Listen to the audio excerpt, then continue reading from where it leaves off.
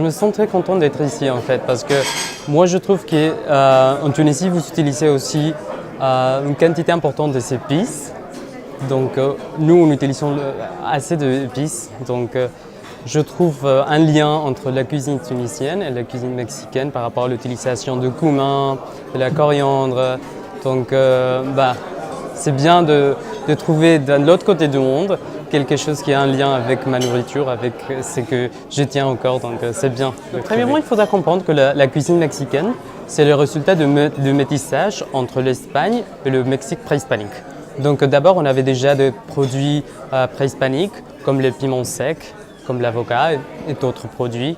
Mais avec la colonne, on a connu d'autres produits comme le porc, comme les huiles, on n'avait pas des huiles, les épices. Donc on a fait déjà un mélange. Alors le plat plus important pas plus important parce qu'on a beaucoup, mais les plus connus c'est la sauce mollet, c'est la sauce chocolat. C'est tout à fait l'exemple parfait de ce que je viens de vous dire. Parce que le mollet, c'est son de préparation. Mollet, ça veut dire mouli, ça veut dire sauce. Ça, c'était à l'époque préhispanique, on le faisait déjà, mais évidemment sans les épices, sans le chocolat, sans l'huile. Mais avec l'espagnol, ça devient le mollet que vous allez manger ce soir. Donc c'est tout à fait les plus connus et aussi l'exemple très important du résultat du métissage entre l'Espagne et le Mexique préhispanique. Donc moi je vous dirais le mollet. Je dirais surtout le maïs, le galette de maïs, même en toast, même pour faire les tacos, les enchiladas que vous avez là pour goûter, qui sont toujours piquantes, mais on peut trouver des choses piquantes ou pas piquantes. Ça c'est très important parce que la plupart des gens ont l'impression que la cuisine mexicaine c'est que piquant. Et c'est pas ça. Il y a un tas de choses, vous pouvez le voir ce soir, comme le poisson à la veracruzana, qu'il n'y a pas de piquant. On met des épices qui s'appellent epazote, que c'est des fines herbes, donc c'est très aromatisé, c'est très très léger. Ça aussi, tout le monde a l'impression que la cuisine mexicaine c'est super lourde, non? Que de fromage, que de pâtes, mais non, on mange aussi des choses légères parce que c'est un pays quand même grand. Donc au centre on mange quelque chose, mais ce qui est à côté de la mer on mange beaucoup de poissons. Donc les préparations sont beaucoup plus légères parce qu'il fait chaud, donc il ne faut pas manger la sauce mollet, non. On mange beaucoup plus léger comme les ceviches et d'autres choses comme ça. Donc ça c'est une variété énorme. Et ici par exemple le michoté, il y a beaucoup d'épices, mais ce n'est pas piquant.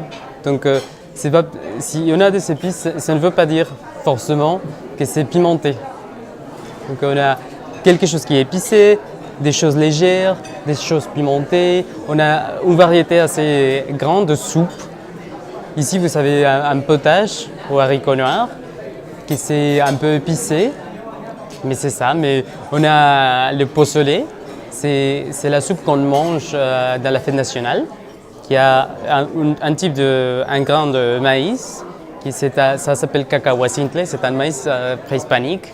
Donc, on trouve dans la cuisine mexicaine toujours quelque chose de préhispanique et quelque chose de colonial et après quelque chose de nouveau. Donc la cuisine c'est quelque chose de social.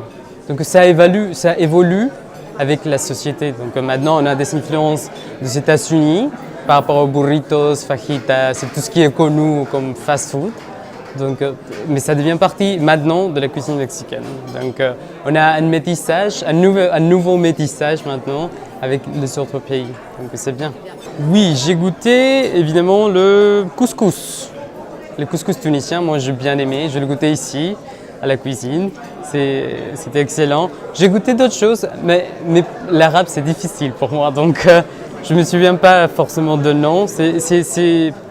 J'ai goûté une boulette de hachée qui avait chou-fleur et il y a un peu de fromage, c'était frites et d'autres choses, un tas de choses, mais j'aime bien beaucoup goûter tout ce que je peux, mais quand même j'avais des choses à faire aussi moi-même, donc de me souvenir de toute l'information, c'est un peu difficile, mais oui, j'ai goûté.